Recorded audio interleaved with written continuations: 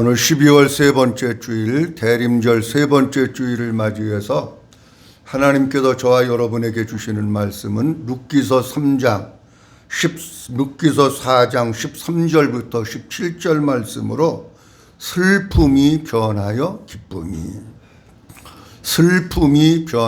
기쁨이 이러한 제목으로 하나님의 말씀을 선포하겠습니다.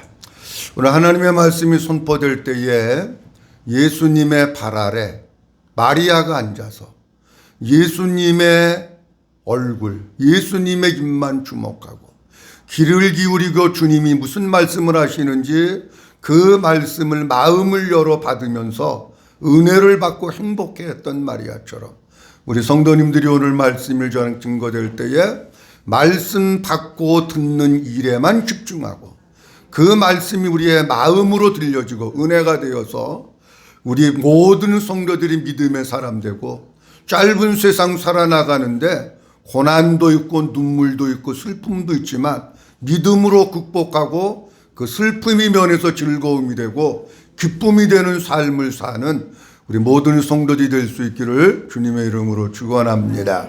룻기서 4장 13절에서부터 17절 말씀을 가지고 오늘 네 번째 시간 말씀을 드립니다. 지난주에 말씀드린 것은 이런 말씀드렸습니다. 오늘 본문 말씀 17절 말씀 보면 이렇게 얘기합니다. 여인들이 나오미에게 아들이 태어났다 이렇게 얘기하는데 우리가 한글 성경에서는 나오미에게 아들이 태어났다 그래가지고 강조점이 나오미에게 찍힙니다. 근데 시브리 원문은 아들이 나오미에게서 태어났다 해가지고 아들에게 강조점을 찍습니다. 무슨 얘기냐고 할 것 같으면은 우리의 삶의 중심, 우리가 붙잡아야 될 거, 또 우리가 강조점을 찍어야 될 건 우리의 주변 상황이 아니라는 겁니다. 여러분들의 자녀나 여러분들의 직장이나 여러분들의 사업이나 여러분들의 남편이 강조점 있는 것이 아니고 누구에게 강조점이 있느냐고 하면 예수 그리스도에게 강조점이 있고 주님만 붙들고 주님으로 살아나가는 성도들이 될 수 있기를 주님의 이름으로 축원합니다. 지난주에 이런 말씀을 드리면서 두 가지 말씀드렸는데 하나는 뭐냐고 하면 하나님께서 나오미에게 아들을 선물로 주셨다 하는 것에 대해서 말씀드렸어요. 여러분, 나오미는 아들을 낳을 수 있는 사람이 아닙니다. 나오미가 아들을 낳으려면 최소한도 남편이라도 있어야 됩니다. 아니면 나이라도 젊어야 됩니다. 그런데 나오미는 베들레헴을 떠나서 모압 땅으로 가서 남편도 죽고 두 아들도 죽고 본인 자신은 나이가 많이 들은 이미 할머니가 된 거예요. 아들을 낳을 수 있는 길이 없습니다. 근데 오늘 본문 말씀 속에 보면 아들이 나오미에게서 태어났다라고 말씀하고 있는데 하나님께서 아들을 낳을 수 없는 나오미지만 그에게 선물을 주셨는데 무슨 선물을 주셨느냐? 아들을 선물로 주신 줄로 믿으시기 바랍니다. 아들을 주신 거예요. 여러분, 우리는 이 땅에 살면서 하나님께로부터 은혜를 받고 선물을 받을 자격이 있는 사람이 아닙니다. 우리가 뭐가 다른 사람보다 낫다고, 뭐가 의로운 행위가 있다고 하나님 앞에 선물을 받을 게 있겠습니까? 여러분, 성탄절이라고 하는 것은 뭐냐고 하면 하나님께서 우리에게 인류 최대의 가장 값비싼 선물, 하나님의 아들 예수 그리스도를 우리에게 주신 날이 성탄절인 줄로 믿으시기 바랍니다. 이게 성탄절이에요. 그런데 우리 성도들은 성탄절 하게 되면 성탄절이 뭔가 잘 모르는 경우가 많습니다. 하나님께서 우리에게 하나님의 아들 예수 그리스도를 선물로 주신 날, 우리를 구원하신 날, 그날이 성탄절이래요. 그 다음에 또 하나 지난주에 말씀드린 것은 뭐에 대해서 말씀을 드렸느냐고 할 것 같으면은 나오미의 생명이 회복됐다고 하는 것을 말씀드렸어요. 나오미의 꺼져가는 등불고 같은 생명, 그것이 회복되고 나오미의 가정이 엘리멜렉이 죽고 말론과 기련 두 아들이 죽음으로 말미암아 그 가정에는 생명이 끝나버린 거예요. 생명이 끝났는데 보아스라고 하는 사람을 만나가지고 기업 물을 자 되는 보아스가 아들을 낳아줌으로 말미암아 그 가정에 끊어졌던 생명, 죽었던 생명이 다시금 회복된 것을 주님이 우리에게 말씀해 주시고 있는 거예요. 다시 말씀드립니다. 우리 사람에게 있어서 가장 중요한 것이 뭐냐? 여러 번 말씀드립니다마는 그가 무슨 대학을 나왔느냐, 직업이 뭐냐, 키가 얼마나 크냐, 얼마나 예쁘냐, 그런 게 중요한 게 아닙니다. 진짜 우리 사람에게 있어서 중요한 것은 육적으로도 마찬가지고 영적으로도 마찬가지고 한번 따라합니다. 생명이 귀합니다. 아멘. 아멘. 생명이 귀한 거예요. 다른 게 중요한 거예요. 육적으로도 생명이 귀한데 더군다나 하나님이 보실 땐 뭐가 중요하느냐? 교회 나와가지고 왔다 갔다 하고 형식적인 신앙생활하고 껍데기 율법적인 신앙생활하는 거 그게 중요한 게 아니고 내가 하나님 앞에 찾아 나와서 내 속에 인간의 생명으로 사는 것이 아니라 하나님의 생명으로 사는 게 중요한 거예요. 하나님의 생명으로. 그 하나님의 생명이 요한복음 1장 4절 말씀, 요한복음 5장 26절 말씀에 보면은 예수 그리스도 안에 하나님의 생명이 있다는 거예요. 믿어주시면 아멘. 이 하나님의 생명으로 사는 게 중요해요.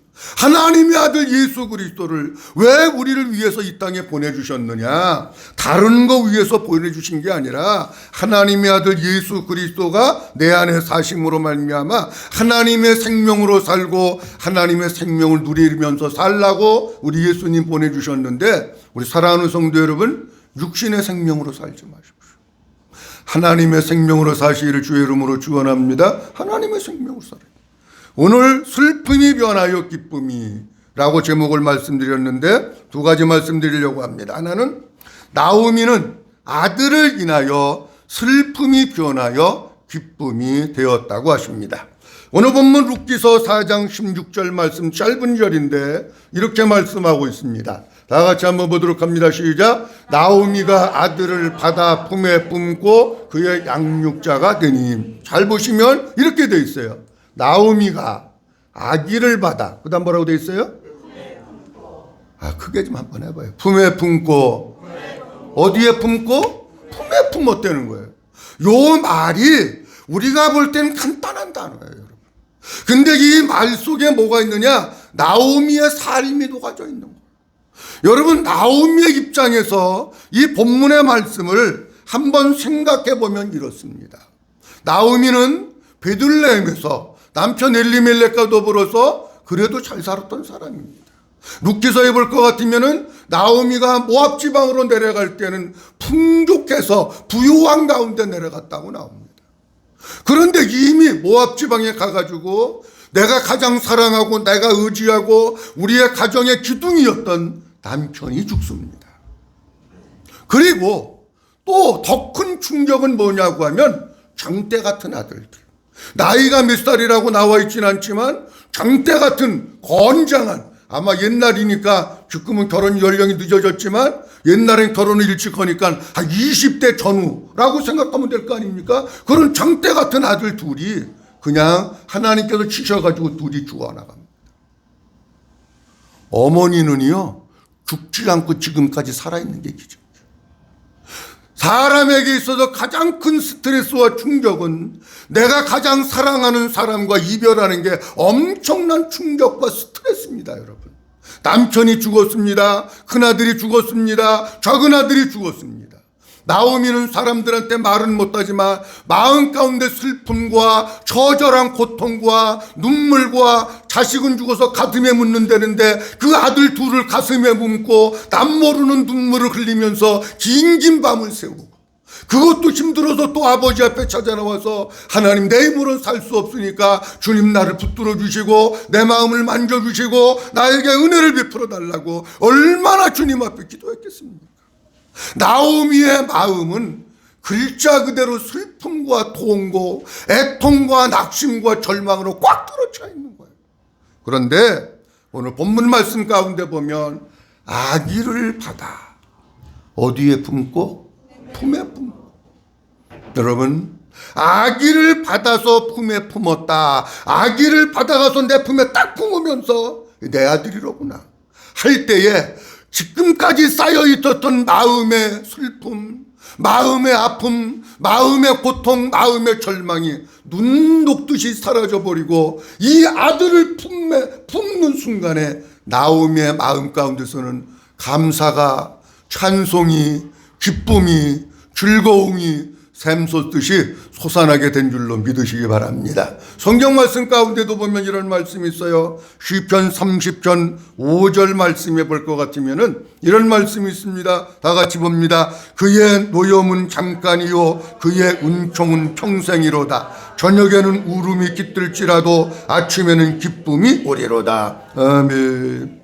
그의 노염은 잠깐이요 그의 은총은 뭐라고요? 평생이로다. 저녁에는 울음이 깃들일지라도 아침에는 뭐가 와요? 기쁨이 오는 거예요. 마찬가지예요. 그동안 나오미가 저녁과 같은 어둠의 삶을 사는 거예요. 그런데 이제 태가 뜨니까 어둠은 물러가고 뭐가 오느냐? 새로운 희망이 생기고 주님이 보여지고 그 마음 가운데 기쁨이 생겨나게 됐다라고 하는 겁니다. 사랑하는 성도 여러분, 요한복음 16장에도 주님이 말씀하십니다. 여자가 해산하게 되면 그 때가 이르르면 근심하게 되는데 아기를 낳으면 세상에 난 기쁨으로 말미암아 그 고통을 다시 기억하지 않게 된다 말씀하십니다. 아기를 낳을 때 얼마나 힘들고 얼마나 불안하고 얼마나 걱정스러워요. 아기를 딱 낳아서 내가 안으면 그동안에 있었던 모든 거 다 눈녹듯이 사라지고 없어져 버리는 거예요. 나오미가 그 아들을 딱 낳아가지고 품에 안았을 때 그동안 눈물도 많이 흘렸고 울기도 많이 하고 절망도 많이 하고 힘들어하기도 하고 그랬는데 그 모든 것들이 다 물러가게 되고 나오미의 마음 가운데는 기쁨과 감사가 솟아난 거예요. 사랑하는 성도 여러분, 우리의 삶이 나오미의 삶과 같이 조금 힘들고 조금 어렵고 고통이 있다고 할지라도 금방 아침 오면 기쁨이 오는데 기쁨으로 맞이하면서 기쁘게 사는 성도들이 될 수 있기를 주의 이름으로 축원합니다. 우리가 룻기서 바로 이어지는 성경 말씀이 사무엘상입니다. 사무엘상 1장에 보면 우리가 너무나도 잘 아는 말씀, 이런 말씀이 있습니다. 한나가 엘가나라고 하는 사람하고 결혼을 합니다. 근데 한나가 아기를 못 낳는 거예요. 그런데 엘가나라고 하는 사람의 또 다른 부인 분인나라고 하는 사람이 있는데 이게 첩입니다. 근데 첩은 아기를 낳는 거야. 그러니까 아기를 못 낳는 한나는 기가 꺾여버린 거야. 아기를 낳은 분인나는 지가 기세가 등등하고 살아있는 거야. 그러면 같은 여성의 입장에서 한나를 좀 불쌍히 여기고 긍휼히 여기고 위로하면서 그래도 당신은 기도도 많이 하고 믿음도 좋으니까 때가 되면 하나님께서 주시겠지요. 조금만 기다려보세요. 나도 기도해 드릴게요. 이러면 얼마나 좋으냐고. 근데 요 못된 분인나가 자기는 그래도 애기 하나 낳았다고 애기 못 낳는 한나를 계속해서 구박하는 거예요. 막 격동시키고 쿡쿡 찔르고 너는 애기도 못 낳나 네가 무슨 여자냐 막 그러면서 격동시키고 막 그냥 그 마음을 찔러대니까 성경 말씀에 보면 뭐라고 나와 있느냐고 하면 너무나 고통스럽고 너무나 힘들어가지고 울면서 밥을 먹지 못했다 그렇게 나와. 여러분 얼마나 힘들면 울고 밥을 못 먹겠습니까? 하나님 앞에 나가서도 통곡하면서 그 음식하면서 소원하면서 하나님 앞에 엎드려서 기도합니다. 하나님 나에게도 아들 좀 주세요. 믿음으로 주님만 바라보고 나가서 기도하다가 엘리 제사장한테 술 취한 여인이라고 오해도 받았지만 하나님께서 결국 한나의 태를 열어주시고 그의 기도를 들으셔서 아들을 주셨는데 그 아들이 누구냐? 우리가 너무나도 잘 아는 사무엘이라고 하는 아들을 주신 거예요. 근데 성경 말씀에 보니까 요 사무엘이라고 하는 아들을 낳고 한나가 너무 기뻐가지고 너무 좋아가지고 하나님 앞에 감사하고 찬양하며 기도를 하는데 1절 말씀에 보면 이렇게 기록이 되어 있어요. 1절 다 같이 봅니다. 시작. 한나가 기도하여 이르되 내 마음이 여호와로 말미암아 즐거워하며 내 뿔이 여호와로 말미암아 높아졌으며 내 입이 내 원수들을 향하여 크게 벌렸으니 이는 내가 주의 구원으로 말미암아 기뻐함이니이다. 아멘. 내 마음 하나님께서 아들을 주심으로 말미암아 즐거워하고 기뻐한다고 말씀하고 있습니다. 만약에 하나님께서 한나의 기도를 듣지 않으시고 아들을 주시지 않았다고 할 것 같으면요 한나는 계속해서 고통과 슬픔 가운데 있었을 거예요. 근데 안나가 믿음으로 극복하니까 하나님께서 아들을 주시고 그의 마음 가운데 즐거움을 주시고 기쁨을 주십니다. 우리가 잘 아는 사람 가운데 하나가 아브라함의 아내 사레도 마찬가지입니다. 사레도 아브라함하고 결혼을 했는데 아기를 낳지 못합니다. 아기를 낳지 못하니까 인간적인 수단과 방법을 통해 가지고 몸종 하갈을 처불어 주고 하갈이 아브라함과 동침을 해서 아들을 낳는데 그게 이스마엘이에요. 여자들은 참 내가 볼 때 이상한 게 있어. 똑같은 여자인데 왜 애기만 낳으면 그렇게 다른 사람을 무시합니까? 예? 이 하갈이 애기 낳더니요, 이 사가의 몸종이었었는데 자기의 여주인이에요. 여주인을 또 무시하는 거야. 또 몸종인 주제에. 그래서 사라가 우리로 얘기하면 열을 받아가지고 남편한테 저 여자 쫓아내라. 그래가지고 쫓겨남을 당하잖아요. 그런데 하나님께서 사라에게 뭐를 주시느냐? 아들 이삭을 주시는데 몇 살에 주시느냐? 아브라함 100살 때. 사라가 90살 때 아들을 주십니다. 자, 아들을 그동안에 멸시와 슬픔과 천대를 당하고 있었는데 아들을 딱 낳으니까 한순간에 떠나가 버리는 거예요. 그래서 이렇게 이름을 짓습니다. 창세기 21장 6절 말씀에 보면 이렇게 말씀하고 있습니다. 사라가 시작. 사라가 이르되 하나님이 나를 웃게 하시니 듣는 자가 다 나와 함께 웃으리로다. 아멘. 아들을 낳고 사라가 뭐라고 얘기하느냐면 나는 하나님 평생 동안 웃을 일이 없는 줄 알았어요. 근데 하나님이 나에게 아들 낳게 하셔서 나로 하여금 웃게 하셨는데 다른 사람들도 웃게 됐다. 근데 여러분 이삭이라고 하는 뜻이 어떤 뜻이냐고 하면 웃다, 노래하다, 춤추다 그런 뜻이에요. 사라는 그동안 노래하고 춤출 일이 없었습니다. 사라는 그동안 기뻐하고 웃고 즐거울 일이 없었습니다. 누구 때문에 즐거웁니까? 아들 이삭을 하나님께서 주셔서 웃고 기뻐하고 춤추고 즐거운 일이 생겼던 거예요. 잘 보세요. 지금 본문 말씀 가운데 나옴이라고 하는 사람도, 그 다음에 한나라고 하는 여인도, 사라라고 하는 여인도, 제가 왜 여인들만 얘기했느냐? 다른 사람은 없느냐? 아니, 있어요. 그런데 이 사람들의 특징은 뭐냐고 할 것 같으면은 자식이 없었다가 아들이 없었다가 아들을 낳은 거예요. 근데 그 과정이 뭐냐고 하면 믿음으로 극복했다는 거예요.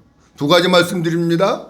우리가 우리의 삶이 아무리 힘들고 어렵고 지금 절망이고 슬픔이라고 할지라도 주님만 바라보고 하나님만 붙들고 하나님 앞에 기도하면 오늘의 고난과 오늘의 슬픔은 물러가고 하나님께서 우리에게 웃음을 주시고 즐거움을 주시고 기쁨을 주시는데 그거를 맛보는 성도들이 될 수 있기를 주의 이름으로 축원합니다. 그 다음 또 하나는 뭐냐고 하면 이들이 다른 것 때문에 기뻐한 게 아니에요. 누구를 안고 기뻐했느냐? 아들을 안고 기뻐한 거예요. 한번 따라합니다. 아들을 안고 기뻐했다. 뭘 안고 기뻐했어요? 아들을 안고. 여러분 돈 많이 벌어서 기뻐한 거 아니에요? 신랑이 승진해서 기뻐한 거 아니에요? 애들이 좋은 대학교 가서 기뻐한 거 아니에요? 뭐 때문에 기뻐했느냐? 아들을 안고 기뻐했다는 거예요. 그렇다고 하면 우리 사랑하는 성도들은 뭘로 인해서 기뻐해야 될 거냐 그러면. 우리 성도님들은 뭘로 인해서 뭐가 있으면 좋으세요? 목사님 물어보면 뭐예요? 돈만 있으면 좋지. 답은 하나야. 사랑하는 성도 여러분, 물론 돈도 없는 것보다는 있는 게 좋은 게 사실이에요. 그러나 그 돈은 있다가 없어지는 돈. 그 세상 것 가지고 기뻐하고 즐거워하지 말고 내 안에 예수님이 계시고 하나님의 아들 예수 그리스도를 내가 믿게 됐고 그분을 알게 됐고 그분으로 인하여 생명을 얻게 된 것을 통해서 기뻐하고 감사하고 즐거워하면서 사실 수 있기를 주님의 이름으로 축원합니다. 그 다음 두 번째로는 나오미는 아들을 품에 안고 양육자가 되었다고 합니다. 오늘 본문 말씀 룻기서 4장 16절 아까 봤는데 룻기서 4장 16절 말씀에 보면 이렇게 되어 있어요. 다시 한번 있습니다. 시작. 나오미가 아들을 받아 품에 품고 그의 양육자가 되니. 한번 따라합니다. 품에 품고 양육자가 되니. 잘 보셔야 됩니다. 품에 품고 뭐가 됐다고요? 양육자가 된다. 이게 중요한 거예요. 이거를 놓치면 큰일 나는 거예요. 자, 보세요. 요즘 우리가 살아가고 있는 이 세대 가운데 젊은 사람들이 아기를 낳습니다. 아기를 낳는데 양육을 못합니다. 양육이 뭔지 모릅니다. 애를 어떻게 키워야 되는지 모릅니다. 심각한 문제예요. 여기 계신 여러분들 가운데도 잘 보십시오. 내가 지금 우리 아이들을 잘 양육하고 있는지. 주님이 우리에게 원하시는 것은 뭐냐? 품에 품고 뭐가 되니? 양육자가 되니. 주님이 원하시는 것은 뭐냐고 하면 양육자가 되기를 원하는 거예요. 우리가 육적으로는 부모기 때문에 때로는 엄마 돈 그러면 돈 주고, 엄마 학원 가야 되는데 그럼 학원도 보내주고, 엄마 뭐 먹고 싶어 그러면 그런 것도 사주고. 여러분, 그게 양육하는 거 아니에요. 잘 보셔야 돼요. 룻기서에도 아주 중요한 말씀 가운데 하나가, 한번 따라합니다. 양육자가 되니. 뭐가 되니? 양육자가 되니. 이 양육자가 되니라고 하는 말을 보면서 세 가지 말씀을 드리려고 해요. 하나는 뭘 말씀드리려고 하는지 잘 보세요. 보아스를 통해서 난 나오미 아들 오벳이라고 하는 사람은 제가 말씀드릴 때 누구의 모형이라 그랬느냐고 하면 예수님의 모형이라 그랬어요. 그러면 예수님을 생각해야 돼요. 그 다음 두 번째로는 뭘 생각해야 되느냐고 하면 그 예수님을 믿는 내가 주님의 아들이 됐기 때문에 내가 양육을 잘 받는 사람이 돼야 돼. 아멘. 그 다음에 세 번째로는 여러분의 자녀가 예수님을 믿고 신앙으로 살면 여러분의 자녀들도 양육을 잘 받아서 그 양육자가 여러분의 부모님이 돼야 돼요. 세 가지 측면이 다 맞아야 온전한 양육자가 돼요. 이 세 가지 중에서 하나라도 틀리면 안 되는 거예요. 짧은 시간에 다 말씀드리기는 어렵겠습니다만은 오늘 세 가지 측면에서 제가 간단하게 말씀을 좀 드리려고 합니다. 첫 번째로는 이 오벳이라고 하는 나오미가 품위하는 아들은 예수님의 모형. 그러면 예수님의 모형인데 이것을 말씀드리기 전에 뭘 좀 먼저 말씀을 드려야 되느냐고 할 것 같으면은 양육이라고 하는 것이 도대체 뭐냐 하는 것에 대해서 말씀을 좀 드려야 됩니다. 여기 양육자가 됐다라고 말씀하고 있는데 그 양육이라고 하는 것은 뭐냐고 하면 한번 따라합니다. 세우다, 견고해야 하다, 확고해야 하다. 이게 원래 양육이라고 하는 히브리 원문의 뜻이에요. 한 번 더 합니다. 세우다, 견고하다, 확고해야 하다. 감이 오셨습니까? 양육은 젖이나 주고 우유나 주고 돈이나 주고 학교 보내는 게 양육이 아니에요. 그럼 예수님의 경우는 어떠냐 하는 겁니다. 예수님은 어려서부터 하나님의 말씀과 복음으로 무장해서 견고하고 확고하게 세워진 분이셔요. 흔들림 없는 분이셔요.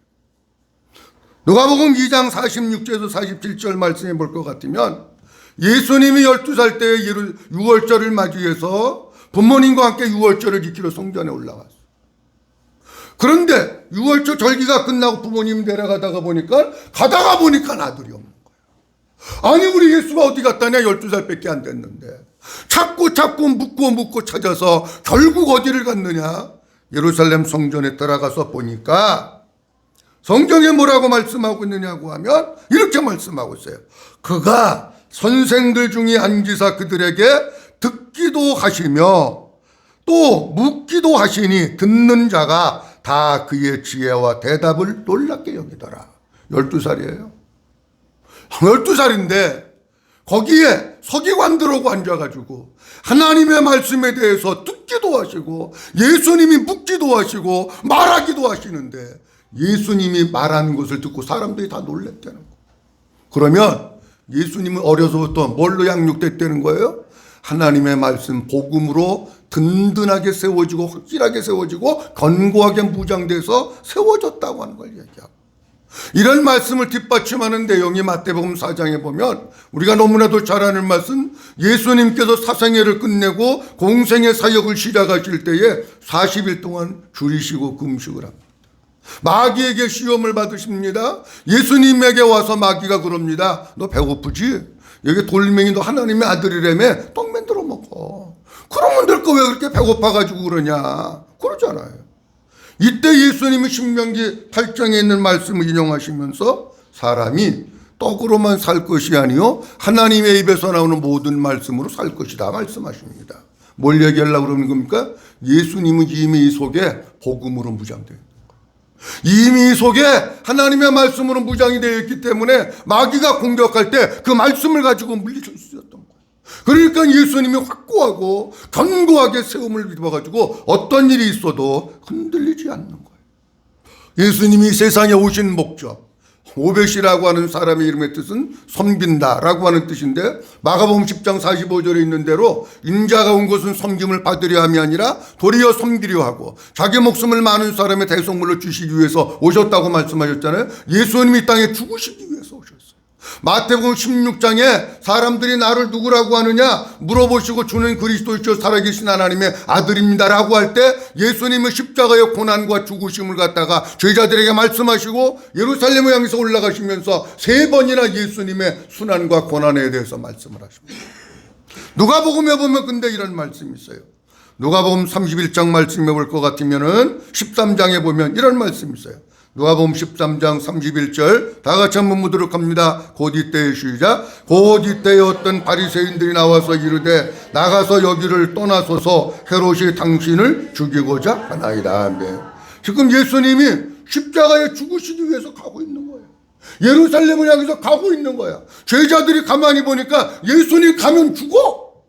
그러니까 뭐라고 얘기하고 있느냐 하면 제자들이 이렇게 얘기합니다. 바리새인들이 나와가지고 여기를 떠나서서 헤롯이 당신 죽이려고 그러는데 왜 갑니까? 그랬더니 우리 주님이 뭐라고 대답하시느냐고 하면 33절 말씀이 이렇게 대답하십니다. 그러나 시작. 그러나 오늘과 내일과 모레는 내가 갈 길을 가야 하리니 선지자가 예루살렘 밖에서는 죽는 법이 없느니라. 아멘. 보세요.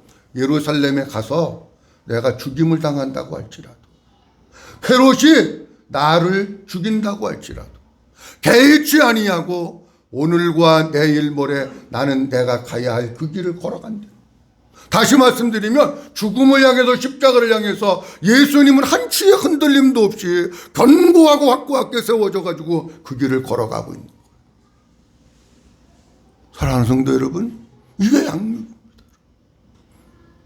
우리 주님과 같이 견고한 성도들, 확고한 성도들, 흔들림 없는 성도들, 죽음이 기다린다고 할지라도 그 길을 당당하게 걸어가는 믿음의 사람들이 될 수 있기를 주의 이름으로 축원합니다. 두 번째, 성도들을 보려고. 내가 그 예수를 믿는다고 하면 나도 주님에 의해서, 성령님에 의해서 잘 양육을 받아가지고 잘 복음으로, 믿음으로 세워져야 되는 거예요.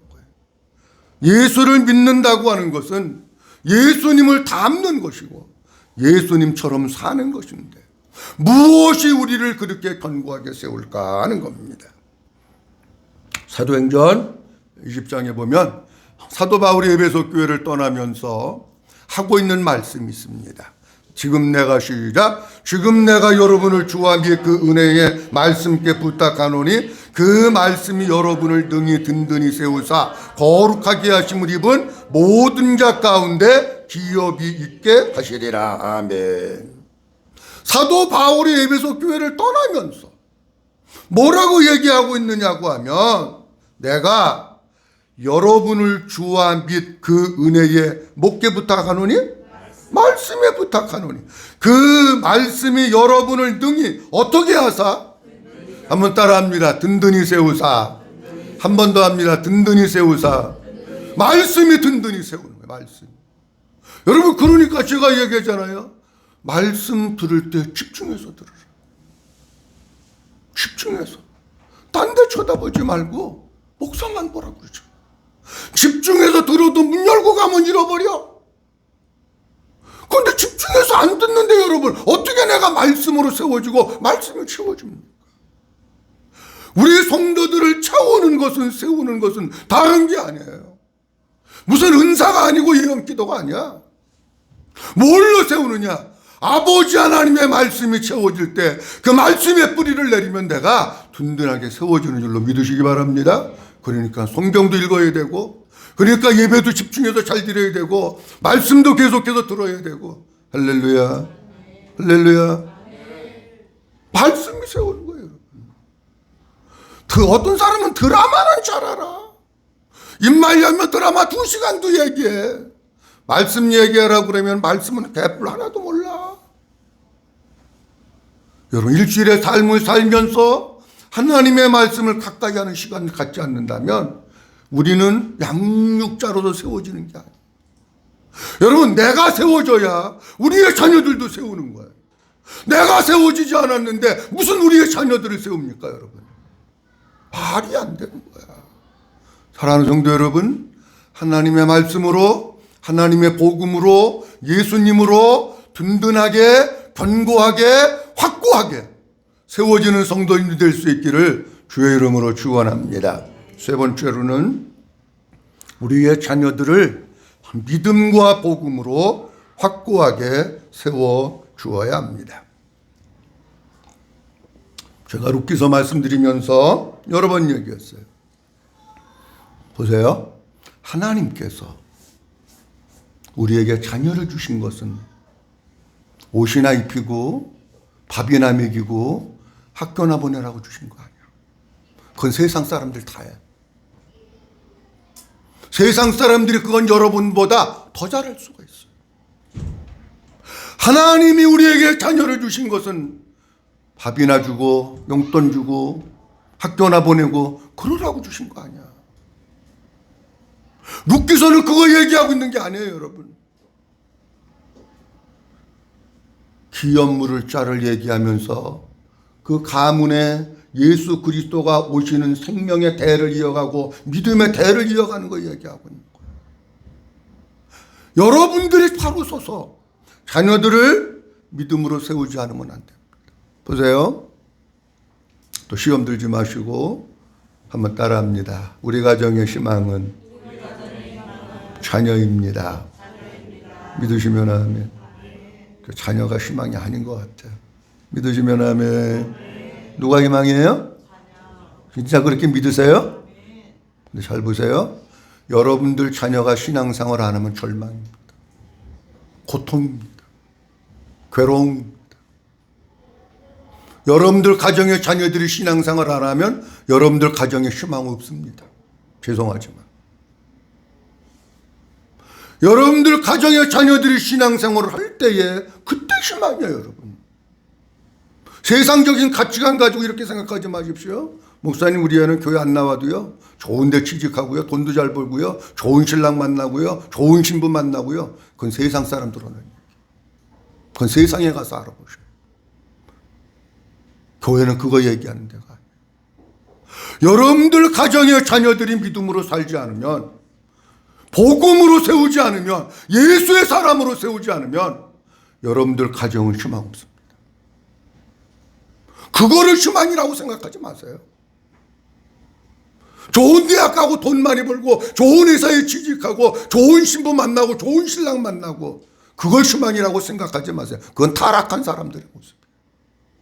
믿음 없는 사람들의 모습. 성경 한번 볼까요? 디모데후서 3장 15절 말씀 보도록 합니다. 지난 금요일 날도 읽었는데 디모데후서 3장 15절 수요일 날 읽었나요?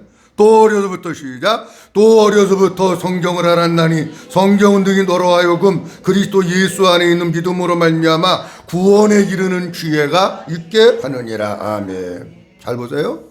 또 언제부터 성경을 알았어요? 어려서부터예요. 제가 우리 성도님들에게 가끔 신방 가면 이런 얘기가 합니다. 가정 예배 꼭 드려라. 여러 가정 얘기했어요.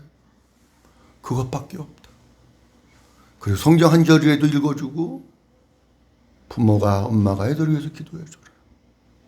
엄마의 기도 소리를 듣고 자란 자녀들은 믿음으로 자라게 돼요. 엄마가 자식을 위해서 기도하는데 건성건성하겠습니까? 자식이 엄마의 눈물 떨어지는 기도 소리를 듣고 사는데 그 자식이 신앙생활 안 하겠습니까?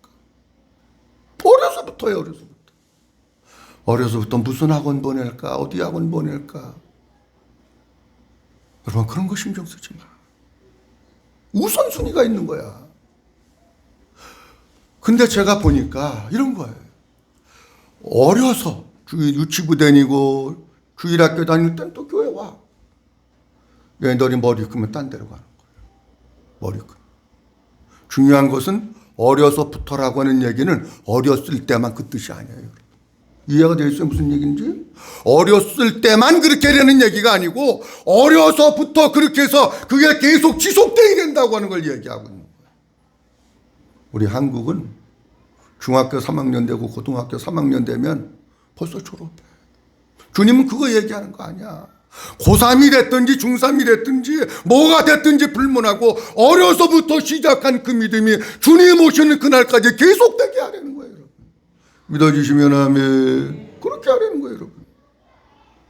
그렇게 안 하면 여러분들 가정에 희망이 없어. 근데 그렇게 할 때에 희망이 생기는 거예요. 디모데후서 1장 5절 말씀 보도록 합니다. 디모데후서 1장 5절 말씀.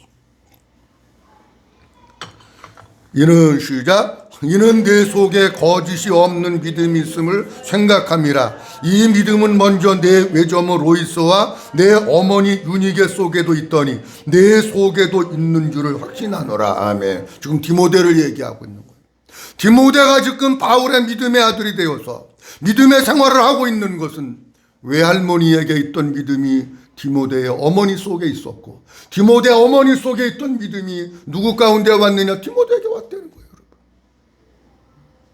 여러분. 엄마가 그 디모데에게 믿음을 유산으로 물려줬대. 본문 말씀을 보면 자녀들이 믿음으로 사는 건 물론 아버지의 책임도 있겠지만 성경적으로 보면 엄마의 책임이고 받아주시면 아멘. 엄마의 책임인 거예요. 자 보세요. 자녀들을 신앙으로 인도하는데 어려서부터 멈춤의 기간이 있으면 안 돼. 멈춤의 기간. 여러분 옛날에는 학교 다닐 때 땡땡이 치는 게 있었어. 도시락 싸갖고 갈 때. 도시락 싸갖고 가다가 땡땡이 쳐가지고 산에서 올라서 점심 까먹고 애들 내려오면 내려와가지고 왔는데 그렇고 이틀, 3일, 4일 땡땡이 치면 그 다음부터 학교 안 가는 게 더 좋아. 여러분도 보세요. 주일날 교회 안 오면 그 다음날 안 오는 게 편해져. 지난주도 안 갔는데 뭐. 그러면 이게 한 달 되면 교회 안 오는 거예요. 무슨 이유가 없어. 어떤 일이 되든지 간에 멈춤의 기간을 만들어주면 안 돼. 신앙생활 하는 데 있어서 자녀들하고 절대로 타협하지 마십시오.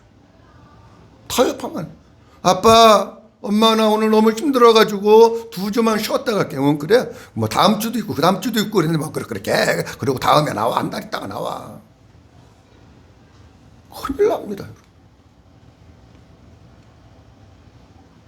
아이들을 어려서부터 철저하게 믿음으로 잘 키워서 타협이 있으면 안 돼. 목사님 그건 율법이죠. 그런 소리 하지 마.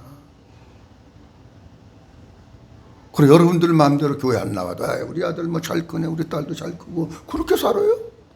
그건 아니잖아. 그건 양육자가 아니라니까. 부모가 양육자가 된다고 하는 것은 자녀들을 철저하게 복음과 믿음과 신앙으로 견고하고 확실하게 세워줘서 내가 이 세상에 없어도 이 아이들이 믿음의 삶을 살아가도록 하게 하는 게 부모의 책임이라니까. 오늘 본문 말씀 속에 그게 부모의 책임이에요. 안 되면 울어. 안 되면 억울해 도와. 믿음으로 키워야지. 희망 없어요 여러분. 뭐 주일날 또 너무 절망적인 얘기한다고 그러지 말고. 아니 진짜요.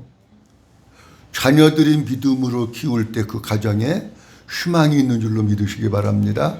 내가 신앙생활하고 조금 일대가 신앙생활 고통스럽지만 자녀들 믿음으로 키울 때 얘네들 내가 조금 더 낫고 그 다음 때가 조금 더 낫고요. 점점 믿음의 뿌리가 확산돼 가는 거예요. 오늘 말씀 두 가지 말씀드렸습니다.